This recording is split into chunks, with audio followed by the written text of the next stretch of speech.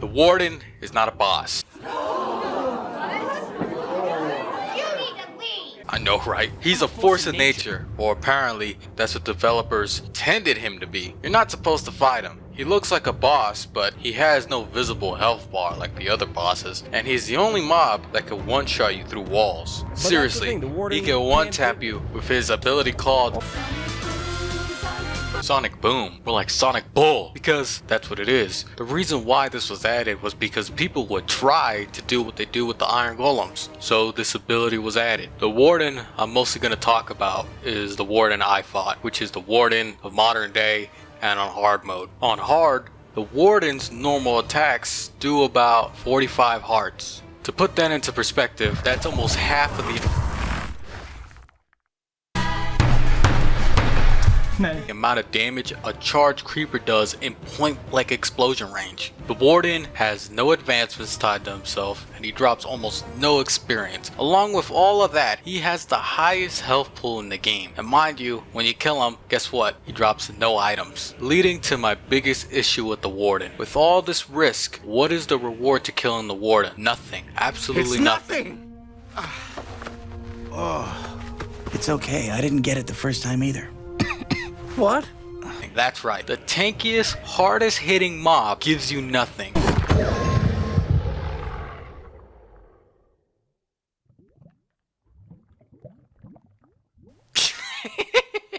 That might be the perfect way to end the video.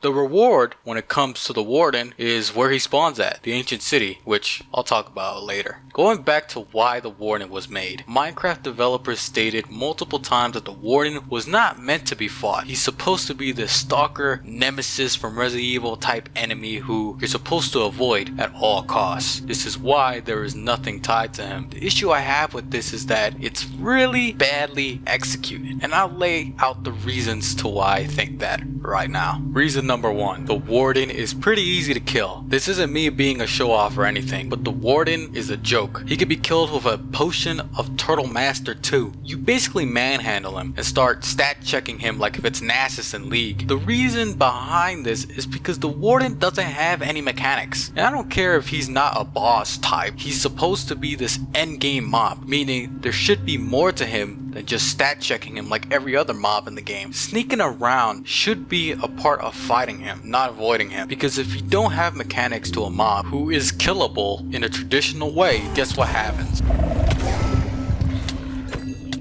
There's more than one Warden, and they spawn back to back. When this happens, the Warden becomes a middle finger to the player. Like Mojang has a bone to pick with the player, just because they're too good at the game. Well, if we can't stop the player from knocking the Warden's teeth in without making him invulnerable, then let's spam him, taking a page straight from Left 4 Dead 2 custom maps when it comes to the tank. I'm not sure why people don't talk about this. This makes the Warden feel not as unique as I thought he was supposed to be. Like, imagine if there were a bunch of nemesis spawning back to back, or Lady D's. It's like the Warden is incapable of fighting us by himself, so he needs to call in the gang to jump us. Who's really the scared one here? Number 3, breaking the rules of the game. The game has already established that every single mob has some sort of purpose, no matter how decorative it gets. The Warden is stronger than the Wither and the Ender Dragon, yet both of those bosses provide a better purpose than the Warden. And beacons are basically useless, but at least that's something compared to what the Warden gives you if you kill him. I get it, right? He's not supposed to drop XP or items because you're not supposed to fight him. What I'm primarily saying is that the Warden serves zero connections to the world. It's almost like he's separated from it, to the point where if you were to remove the Warden,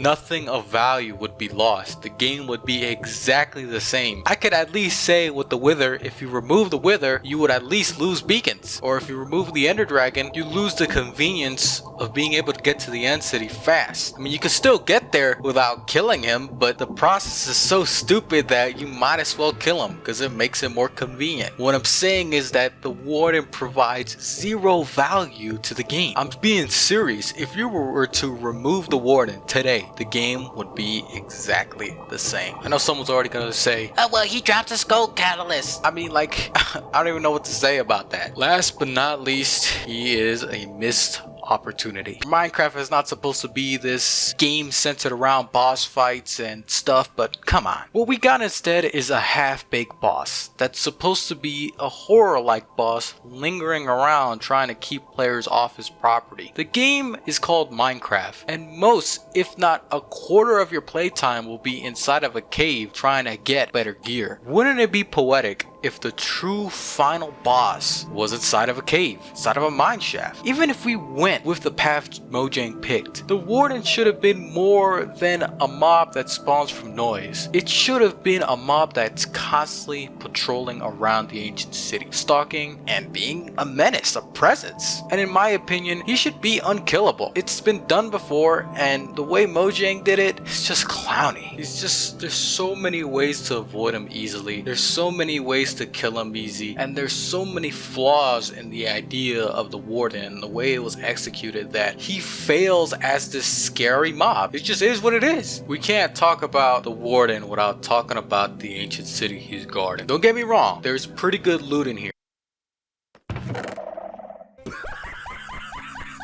Diamond armor with mending, though rare. God apples are here too, and there's a sneaking enchantment that's exclusive to the ancient city. You can find shards that could create a recovery compass which locates where you last died to pick up your items. Pretty handy, right? The issue with this is I'm already unkillable when I decide to go to the ancient city. Let's not forget how rare it is to find an ancient city. Apparently they spawn underneath mountains, but that still isn't a guarantee. Kind of leaving the ancient city, for me at least, as if I run into it, I'll explore it, but if I don't, I'm not gonna actively go out and look for it. Getting to the ancient city doesn't automatically mean that you'll get the items you think you would get from the ancient city.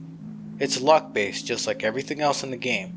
Just to make this video, I explored 8 different ancient cities, and in only 2 of them I found 1 god apple, and only 1 did I find enough echo shards to make a recovery compass. By that time, I've already maxed out my gear and I have a totem of undying, which completely negates the point of the recovery compass. It's so much easier to get totem of undyings from villager raids than it is to find the echo shards to get a recovery compass. And the totem of undyings are so plentiful in those raids that it'll avoid dying and having to use a recovery compass in the first place. And we're not even talking about how the recovery compass is completely pointless in hardcore, because if you die in hardcore, guess what? You won't be able to respawn. By the time you get the rewards in the ancient city, you already have the items that are on par or negate the items you get from the ancient city. And the worst part about it is that the recovery compass is so situational that if you were to use it in a PvP situation, if someone were to pick up your items as you die, it wouldn't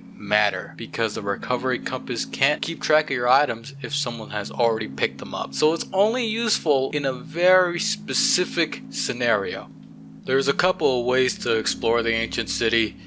There's the old-fashioned way of sneaking around, basically cramping up your pinky finger or toggling the sneak. You can place down a bunch of wool, but this is a resource intensive way of doing things unless you have a lot of wool. You can fly around with the elytra, which is possibly the best way to explore an ancient city, but that won't spare you with the blindness effect and you might run into the ceiling or some building, who knows. Problem is that sneaking around is just too boring, plain and simple, and it doesn't take into account that every time you jump it triggers the alarm, and sneaking is just the slowest way of exploring the ancient city. Even with the enchantment, it's better just to run around like a madman, gather all the loot while you're running around, than to take your time and sneak through it. Because even if you avoid the jumping thing and you avoid the alarms, opening the chests themselves also triggers the alarm. Even the wool method is better than sneaking. The way Mojang wants you to do this is just clowny. Sneaking around, destroying the alarms to lessen the chance of the warning coming out. Doing this is just not worth it. For starters, you need a hoe, and on top of that, you need a hoe with decent enchantments. And even then, destroying the alarms is just dumb. Just destroying the Shulk catalyst causes noise, and if they're near each other, which is for some reason always the case, there's nothing you can do other than just taking the bullet. Don't know what type of stuff Mojang was smoking when they made this mechanic. There's lore. Just gotta look for it.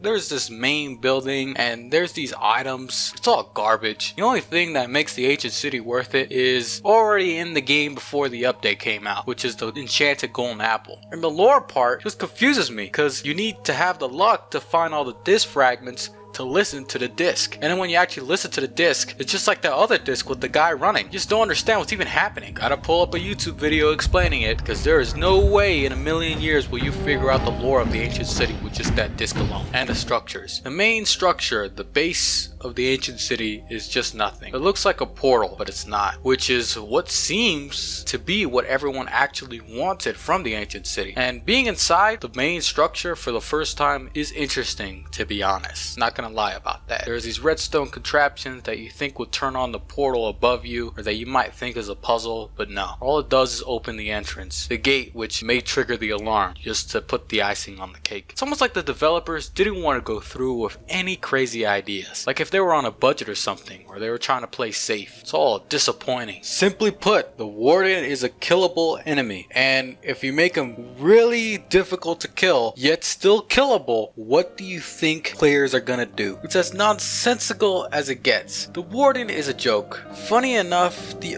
only thing he's tied to is a hidden joke advancement. What a great way to summarize what I think about the Warden. He's supposed to be all menacing, all scary. Instead, he needs to call his buddies to help him out. Despite everything you go through, all the challenges you face in finding the ancient city, preparing to fight the Warden, making sure no alarm goes off, none of the loot that I've spoken about is guaranteed. That's always been a problem to me, especially since this is an end game location. Even the end cities don't completely waste your time like an ancient city can. They at the very least drop a shulker box if you can't find the elytra. Hoping that you'll find a golden apple or decent loot inside of an ancient city is basically gambling. That's nonsense.